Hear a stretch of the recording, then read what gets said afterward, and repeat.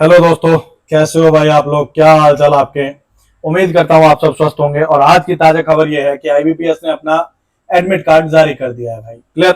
जैसे कि आपको पता है, ऐसे एसएससी का एग्जाम ओवर हो चुका है। अब एसएससी के एग्जाम में सबसे बड़ी दिक्कत लोगों को क्या आई थी? सबसे बड़ी दिक्कत आई थी सेंटर की, कि सेंटर कहाँ पड़ा है। उनका सेंटर बहुत दूर दूर पड़ा था। पहले स्टेनो का पेपर हुआ था तो बहुत ही ज्यादा दूर था। बाद में सीजल का जब पेपर आया तो उन्होंने कोशिश की कि सेंटर को नजदीक रखा जाए। अब ये तीसरा पेपर अभी आईबीपीएस का आया है। आई आईबीपीएस की एक अच्छी बात है कि आईबीपीएस के सेंटर जो है वो नजदीक होते हैं भाई। बैंकिंग में most of the time 90% chance है कि आपका जो सेंटर है वो प्रेफर्ड ही मिल जाए आपको। उम्मीद करता हूं, सबसे पहली उम्मीद तो यही करता हूं कि आप सबको आपका मनपसंद सेंटर मिला हो, नजदीक सेंटर मिला हो, ताकि आप एग्जाम तक पहुंच आराम से सकें। दूसरी बात भाई, उम्मीद ये है, दूसरी बात, पहली तो उम्मीद ये हो गई, दूसरी बात आपके सामने ये है, दूसरी उम्मीद आपसे ये है कि आप सब स्वस्थ होंगे और अपनी प्रिपरेशन को हेल्दी होंगे और अपनी प्रिपरेशन को सही से कर रहे होंगे भाई। ठीक है ना? प्रिपरेशन को कभी भी नहीं छोड़ना है भाई। क्लियर। प्रिपरेशन को कभी भी नहीं छोड़ना है, चाहे सिचुएशन जो मर्जी हो। तो चाहे सिचुएशन जो मर्जी हो, आपको प्रिपरेशन कभी भी ढीली नहीं करनी है। ठीक है ना? चाहे सेंटर नजदीक है, दूर है, वो सब सेकेंडरी बातें हैं। जो होशियार स्टूडेंट है, जो कॉम्पिटेटिव एस्पायरेंट है, वो कभी भी आउटकम्स के बारे में नहीं सोचता है कि कहाँ आया कहाँ नहीं आया। यार देखो, सर्वाइवल का बात है सारा, है ना? तुम्हारा सेंटर नजदीक आया, तुम्हारा सेंटर दूर आया, तुम्हारे लिए सर्वाइवल क्या है? एग्जाम निकालना। अभी तुम्हारे पास कोई जॉब नहीं है, तुम बेरोजगार हो, जहां मर्जी है तुम्हें जाना पड़ेगा। क्लियर। तो मैं कुछ टिप्स एंड ट्रिक्स की बात करने वाला हूं, टिप्स प्लस ट्रिक्स, जिसकी मदद से मैं तुम्हें बताऊंगा कि किस हिसाब से मैंने एग्जाम निकाले। अलग अलग एग्जाम मैंने निकाले हैं, अलग अलग एग्जाम मैंने क्वालिफाई किए हैं। मेरे यूट्यूब के डिस्क्रिप्शन में मैंने सारे एग्जाम्स लिख दिए हैं।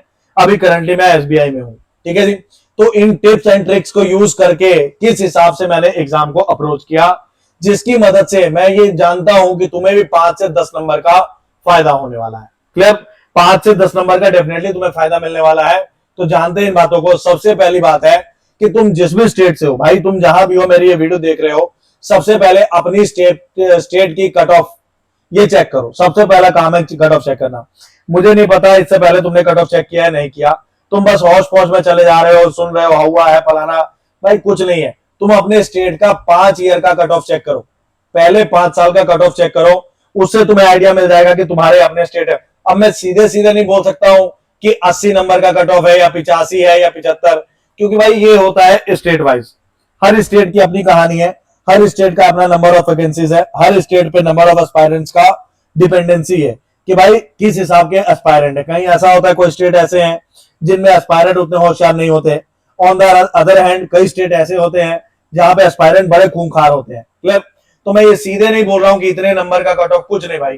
तुम अपने स्टेट का 5 साल का कट ऑफ चेक करो। पहले तो 5 साल का कट ऑफ तैयार करो, उसके बिहाफ पे अपना एक आइडिया बनाओ, अपना एक आंकलन करो। ठीक है ना? एनालाइजेशन करो अपना खुद का, किसी टीचर का नहीं, अपना खुद का एनालाइजेशन करो। तुम्हें क्या लगता है कि कट ऑफ कितनी रह सकती है? लास्ट 5 ईयर का जो भी एवरेज होगा ना, उससे +- 3 कर लेना तुम। +- 3। मैं बड़े होशो हवास में बोल रहा हूं ये बात, कि जितनी भी लास्ट ईयर की कट ऑफ है, लास्ट 5 साल में जो ट्रेंड रहा है, उससे +- 3 होगा। क्लियर।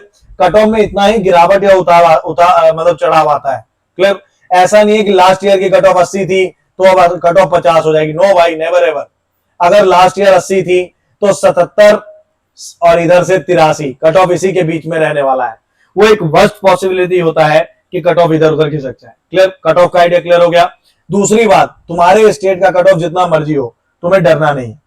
तुम्हें बिल्कुल भी डरना नहीं है। सबसे पहली बात तो भाई, डरना नहीं है। यह सबसे बड़ा बात है। क्लियर है ना? तुम्हें डर लग रहा होगा यार, सबको डर लग रहा होगा, तुम्हारे जैसे सब और कहां से आए हो? हाँ है ना? तुम्हें किसी भी हाल में डरना नहीं है। जितना बस प्रिपरेशन हो गया है उस पर भरोसा रखो। क्लियर। जितना प्रिपरेशन हो गया है उस पर भरोसा रखो, क्योंकि देखो यार, टाइम तो बीत चुका है, तैयारी हो चुकी है। अब 10 दिन बचे हैं तुम्हारे पास। 10 दिन में तुम ज्यादा कुछ कर नहीं सकते हो। ऐसा नहीं है कि 10 दिन में तुम 3 मार लोगे तो 10 दिन में तुम्हारा 200% का ग्रोथ आ। नहीं भाई, ऐसा नहीं हो सकता। क्लियर है ना? 10 दिन में तुम अपने वीक टॉपिक्स को प्रिपेयर कर सकते हो। अपने लूप होल्स को, जो तुम्हारे सिली मिस्टेक्स होते हैं, जो तुम्हारे सिली मिस्टेक्स होते हैं, इनको तुम जज कर सकते हो, इन पे काम कर सकते हो, अपने वीक टॉपिक्स पे काम कर सकते हो। क्लियर है ना? क्लियर। जो तुम्हारे एवरेज टॉपिक है या बिलो एवरेज टॉपिक है, मान लो जो तुम्हारे बिलो एवरेज टॉपिक है, इस पे मेहनत करके इसे एवरेज बना सकते हो। जो तुम्हारे इजी टॉपिक्स है उसको और स्ट्रॉन्ग कर सकते हो, इजी को और एक्स्ट्रा स्ट्रॉन्ग बना लो ताकि यहां से सवाल ना निकले। क्लियर है ना? इन 5-6 चीजों पे काम करना है। अगली चीज है आरसी, बहुत बड़ा रोल प्ले करती है भाई। आरसी बहुत बड़ा रोल प्ले करती है। मैंने पजल का नाम नहीं लिया, मैंने डीआई का नाम नहीं लिया, मैंने सिर्फ नाम लिया है आरसी का। क्लियर? क्यों पजल का नाम नहीं लिया? पजल अगर देखो तुमने अभी तक नहीं बनाया है, तुम 10 दिन में बहुत बड़ी महारत नहीं हासिल कर सकते। वो तुम्हारा खुद का प्रिपरेशन है भाई। क्लियर है ना? एग्जाम में पजल पे मैं बाद में आऊंगा, एग्जाम पे मैं बाद में आऊंगा, पहले आरसी की बात कर लेते हैं ना। आरसी एक ऐसी चीज है जो कि है अंडरस्टैंडिंग, जो कि है फ्लुएंसी। तुम कितनी तेजी में उसको बोल सकते हो, ठीक है ना, कितनी तेजी में उसको पढ़ सकते हो। अगर तुम 10 दिन तक मेरी बात को मानो, डेली 2-2 आरसी भी करोगे ना, 2 आरसी अगर डेली करोगे तो टोटल 20 आरसी हो जाएंगे। 20 आरसी करने के बाद तुम अपना फ्लुएंसी देखना, तुम्हें लगेगा कि 100% बदलाव आया मेरे अंदर। पहले मैं अगर 2 क्वेश्चन करता था तो अब 4 कर रहा हूं, पहले 4 करता था तो अब 8 कर रहा हूं। अब बोलोगे सर आरसी तो सब कर लेंगे, तो भाई देखो यार 20 मिनट का सेक्शन है, अगर आरसी सब कर लेंगे, किसी ने 15 मिनट आरसी में लगा दिया तो क्या फायदे का? वो सब तो कर लेंगे लेकिन टाइम भी तो कोई चीज है ना। 8 क्वेश्चन करीब करीब आरसी में आता है, अगर इस 8 क्वेश्चन को 5 या 6 मिनट में कर लोगे तो एक्स्ट्रा एज मिलेगा दूसरों के मुकाबले कि नहीं मिलेगा? हाँ है ना, एक्स्ट्रा एज मिलेगा ना, बिल्कुल एक्स्ट्रा एज मिलेगा भाई। क्लियर? तो सबसे फोकस पॉइंट जो है हमारा, एक तो है आरसी। दूसरी चीज जो है वो हमारे यहां से ये है कि डेली जो भी तुम लगा रहे हो, जितने भी तुम पजल सीटिंग लगा रहे हो, पजल सीटिंग का मतलब सेम ही समझना, ठीक है ना। जितने भी पजल सीटिंग लगा रहे हो, जितनी भी डीआई लगा रहे हो, उसमें 2-2 और बढ़ा लो। क्लियर? उसमें 2-2 और बढ़ा लो। अगर तुम एक पजल बना रहे हो तो 3 बनाने शुरू करो, 2 डीआई बना रहे हो तो 4 बनानी शुरू करो, 2-2 और ऐड कर दो। मैं नहीं बोलता तुम्हें कि 50-50 लगाओ, तुम सिर्फ 2-2 ऐड करो, बस खत्म।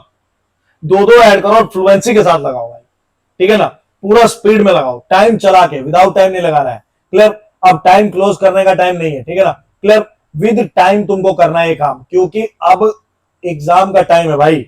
अगर तुम अब भी बिना टाइम के करोगे तो एग्जाम में नुकसान हो जाएगा। चाहे सॉल्व हो चाहे ना सॉल्व हो, टाइम के साथ करो, टाइम के साथ करो, ठीक है ना। जितना भी कर रहे हो, अगर इनमें कोई कॉन्सेप्ट वीक है, अगर इनमें कोई कॉन्सेप्ट वीक है तो भाई अपनी टीचर्स की वीडियो देखो। मैं नहीं कहता कि ये प्रेफर टीचर है वो सब अच्छे हैं भाई, सब के सब टीचर अच्छे हैं, सब के सब टीचर रिस्पेक्टेड हैं। तुमने आज तक जिसके साथ पढ़ा है, जिससे तुम्हारी ट्यूनिंग फिट बैठती है, तुम उसी से पढ़ो, तुम उसी से पढ़ो। लास्ट मोमेंट पे टीचर चेंज नहीं किया करते, लास्ट मोमेंट पे टीचर को चेंज नहीं किया करते हैं भाई कभी भी, ठीक है। तुम उसी टीचर से पढ़ो जिससे आज तक पढ़ते आए हो। उसके बाद की बात करें तो तुम्हें अपने वीक टॉपिक्स जो हैं उन पे काम करना है, इनको एवरेज बनाना है। जैसे कि हमारा एक प्रॉफिट लॉस का सवाल आता है, ये ऑलमोस्ट सभी का वीक होता है। एक सीआई एसआई का टॉपिक होता है, एसआई सीआई, ये तकरीबन सब लोगों का वीक होता है। क्लियर? अगर लगता है कि इन पे काम कर सकते हो, पहले पढ़ा है, तो इन पे काम करके इनको एवरेज बना लो, ठीक है ना, ताकि सवाल आने लगे। और जो इजी टॉपिक्स हैं, जैसे इजी टॉपिक्स में कौन से आते हैं, सबसे पहले तो इजी टॉपिक्स में देखो क्वांट्स है और ये रीजनिंग है। इजी टॉपिक्स कौन से होते हैं? तो इजी टॉपिक्स होता है हमारा यहां से, एक तो होता है सिंप्लीफिकेशन, अप्रोक्सीमेशन, इनके सवाल लगाओ खूब। नंबर सीरीज, क्वाड्रेटिक अभी आनी बंद हो गई है लेकिन आ भी तो सकती है, क्वाड्रेटिक इक्वेशन। उसके बाद चौथा टॉपिक है एजिस, पार्टनरशिप, पार्टनरशिप के बाद अपना time and work, clear, average, clear. ये सारे इजी टॉपिक है और यहां से सवाल आते हैं भाई, यहां से डेफिनेटली सवाल आते हैं।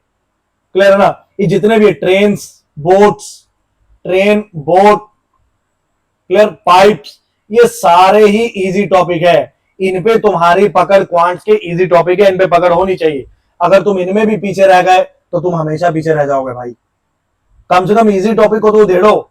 टफ मैंने बोल दिया, मैंने ये बोला कि देखो ये ऑप्शनल है, करना है तो करो, नहीं करना है तो छोड़ भी सकते हो, ऑप्शनल है ये, क्योंकि ये वीक टॉपिक है हमारे। लेकिन जो इजी है, इसमें ये इजी पोर्शन है, इसमें भी अगर पीछे रह गए तब तो भाई हो गया, तब तो तुमने कर लिया, समझ लो। क्लियर है ना? दूसरी चीज है रीजनिंग में सिंप्लीफिकेशन नहीं, सिलॉग्स और इनइक्वालिटी बहुत ही ज्यादा इजी है, लेकिन सिली मिस्टेक बहुत होती है इसमें, इनमें सिली मिस्टेक बहुत होती है। तो यहां पे जब सवाल करोगे तो सिली मिस्टेक को रोक के रखना, ठीक है ना, सिली मिस्टेक ध्यान से करना। क्लियर। अगली चीज है जहां से सवाल आता है distance and direction. Clear. Blood relation. Clear है ना। ये सारे इजी टॉपिक्स हैं जहां से सवाल आते ही आते हैं। अल्फा न्यूमेरिक, अल्फा न्यूमेरिक, तो ये सारे इजी टॉपिक हैं, इन पे तुम्हारी अच्छी खासी पकड़ होनी चाहिए। और अब 10 दिनों में तुम प्रिपेयर करने की कोशिश मत करो। अगर कोई चैप्टर रह गया है, मान लो ब्लड रिलेशन रह गया, तो छोड़ दो भाई, जो है उस पर काम करो, जो अच्छे से आता है उस पर काम करो।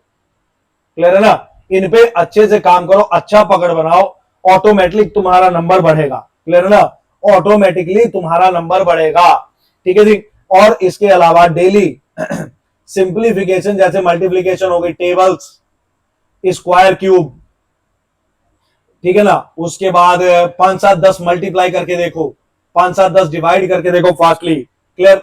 फ्रैक्शन, परसेंटेज फ्रैक्शन की वैल्यूज रिपीट करो, रटो इनको। क्लियर।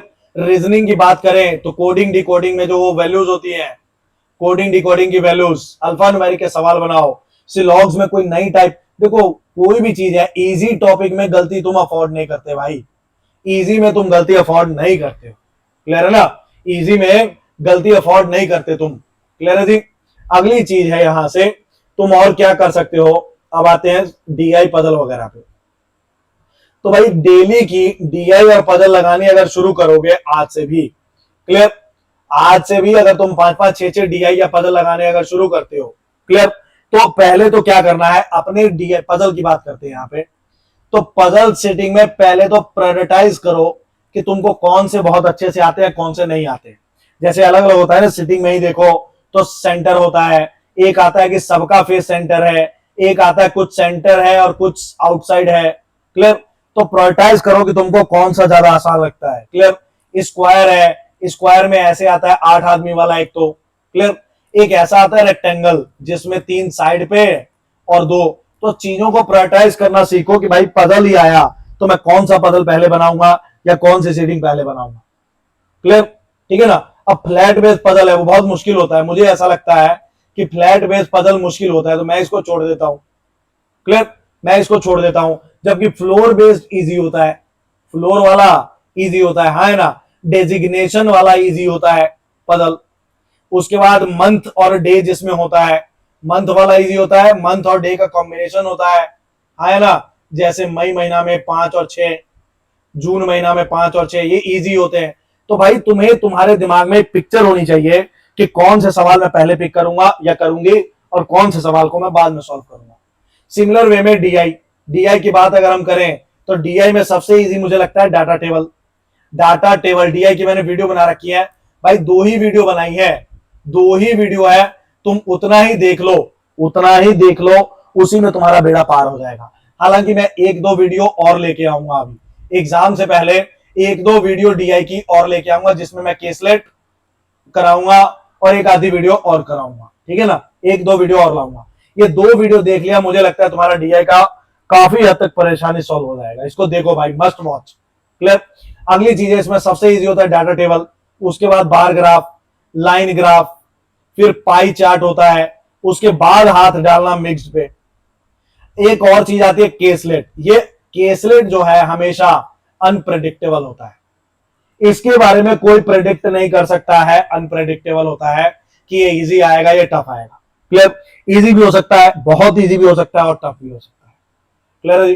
तो सबसे पहले चीजों को प्रायोरिटी दो कि तुम्हें क्या आ रही है और क्या नहीं आ रही है, उसके बाद टाइम मैनेजमेंट करो।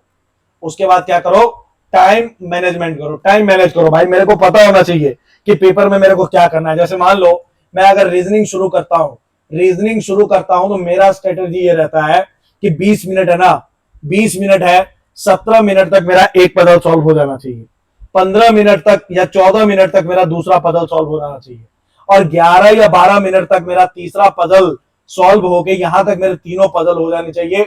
उसके बाद जो ये 11 से 10 1 मिनट है, ये वाला टाइम जो लगाऊंगा मैं मिसलेनियस पे लगाऊंगा। ये मेरी स्ट्रेटेजी रहती है एग्जाम हॉल की। अगर मान लो बीच में एक पजल नहीं भी बना तो या डिले भी हो गया तो 1-2 मिनट खिसका लो भाई, ये 10 कर लो या इसको 9 कर लो।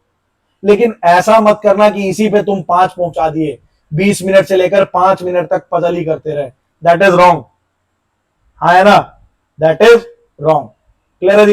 ये छोटी छोटी बातें जो तुम्हें ध्यान रखनी है, हमेशा तुम्हें ये बातें ध्यान रखनी है। ये मेरा रीजनिंग का स्ट्रेटेजी रहता है। क्वांट्स के स्ट्रेटेजी की बात करूं तो क्वांट्स का जो स्ट्रेटेजी है मेरा वो ये है कि भाई मैं 20 मिनट में, वही कहानी है, 3 मिनट में एक, 20 से 17, 14, 12, 3 डीए में ऐसे करता हूं या ऐसे करने की कोशिश करता हूं। अगर मान लो नहीं हुआ, मुझे पता चल जाएगा कि ये टफ है, तो मैं उसको छोड़ के मिसलेनियस पे चला जाऊंगा फिर। है ना, तो इस हिसाब से टाइम मैनेजमेंट करो। क्लियर। तीसरी चीज है इंग्लिश। तो इंग्लिश में एक बात याद रखना, मैं कोशिश करता हूं कि 30 के 30 अटेम्प्ट कर दूं। क्यों? क्योंकि अगर मान लो आधे गलत भी हो गए और आधे सही भी हो गए, तब भी तुम नेगेटिव में नहीं जाओगे, फायदा ही मिलेगा तुम्हें। क्योंकि 30 क्वेश्चन है भाई, 8 क्वेश्चन डी आरसी के और 2-4 क्वेश्चन इधर उधर, मतलब 12, 13, 14 क्वेश्चन तो सबके सही होंगे। मैं ये मान के चलता हूं कि 12 से 15 क्वेश्चन सबके सही होंगे। सुनो बात, थोड़ा स्ट्रेटेजिकली सोचो यार, पेपर निकालना है तुमको, अफसरों की तरह एक्ट करो ना। क्लियर। ठीक, मैं मानता हूं कि तुक्का मारना गलत बात है, लेकिन कैलकुलेटेड तुक्का मारना कभी भी गलत नहीं होता। कैलकुलेटेड तुक्का मारना कभी गलत नहीं होता। 12 से 15 सबके सही होंगे और 15 गलत होंगे। है ना, 15 क्या होंगे? गलत। तुम कैलकुलेशन देखो, ये 12 क्वेश्चन है, 15 क्वेश्चन है, 1 नंबर का होता है, सही हुआ तो 15 नंबर, जबकि कटेगा कितना नंबर? 1/4 नंबर ही। है ना, तो 3.75 ही कटेगा, तब भी फायदे में रहे कि नहीं? क्लियर। है ना, तब भी तुम फायदे में रहोगे। तो इंग्लिश में मैं कोशिश ये करता हूं कि मैं ऑल अटेम्प्ट करूं, मैं सारे के सारे अटेम्प्ट करूं भाई। क्लियर है जी। ठीक है ना। आप उम्मीद करता हूं कि इन बातों को ध्यान में रखेंगे। मेरी वीडियोस है, मेरे लेक्चर वीडियोस है, जो भी टॉपिक आपका क्वांट्स में वीक है, आप उसकी वीडियो उठा के देख सकते हैं। क्लियर है जी। आप एक बार विश्वास करें, मेरी वीडियो को देखें, क्लियर, कंपेयर करें जिससे आप पढ़ते हैं उसके मुकाबले, फिर मेरे कमेंट में रिव्यू करें कि वीडियो कैसा लगा, अच्छा लगा या बुरा लगा। क्लियर है जी। आज इतना ही है। मैं उम्मीद करता हूं कि अगले 10 दिन तक आप इसको अप्लाई करेंगे अपनी लाइफ में। क्लियर। देखो भाई, जॉब लगती है तो बड़ा मजा आता है, और सैलरी आए तो और भी मजा आता है। सैलरी आए, कल आज 26 तारीख है, कल 25 तारीख थी, मेरे अकाउंट में सैलरी आई है, तो बड़ा मजा आता है जब सरकारी नौकरी की सैलरी आती है। क्लियर। तो 10 दिन है, 10 दिन को ऐसे यूज करो कि तुम्हारे पास यही 10 दिन है। बस जितना बताया है इसको उठा के रगड़ दो, बस पढ़ लो जितना पढ़ सकते हो। क्लियर। जितनी मेहनत कर सकते हो कर लो भाई। Thank you. मिलते हैं, ऐसी वीडियो मैं लाता रहूंगा। Thanks to everyone.